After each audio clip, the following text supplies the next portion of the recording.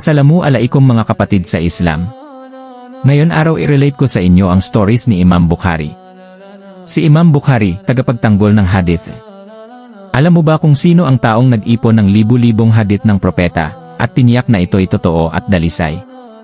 Kilalanin natin si Imam Bukhari, ang haligi ng kaalaman sa Islam. Si Muhammad ibn Ismail al-Bukhari ay ipinanganak noong taong 810 sa Bukhara, na ngayon ay bahagi ng Uzbekistan. Ulila na siya sa kanyang ama noong sanggol pa lamang, pero lumaki siyang may matinding pananabik sa kaalaman. Bata pa lang, kabisado na niya ang daan-daang hadith. Sa edad na 16 na, nagsimula siyang maglakbay mula sa lugar patungong Mecca, Madina, Iraq, Egypt at Syria, upang kolektahin at pag-aralan ang mga hadith ng propeta Muhammad mula sa mga mapagkakatiwalaang pantas.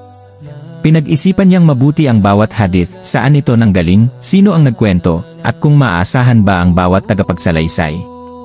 Mula sa mahigit 600,000 hadith, tanging 7,000 panandang pandagdag lamang ang pinili niya, ang mga may pinakamaasahang chain of narration. Ito ang naging koleksyon na kilala natin ngayon bilang Sahih al-Bukhari, isa sa pinakatumpak na aklat sa Islam, kasunod lamang ng Quran.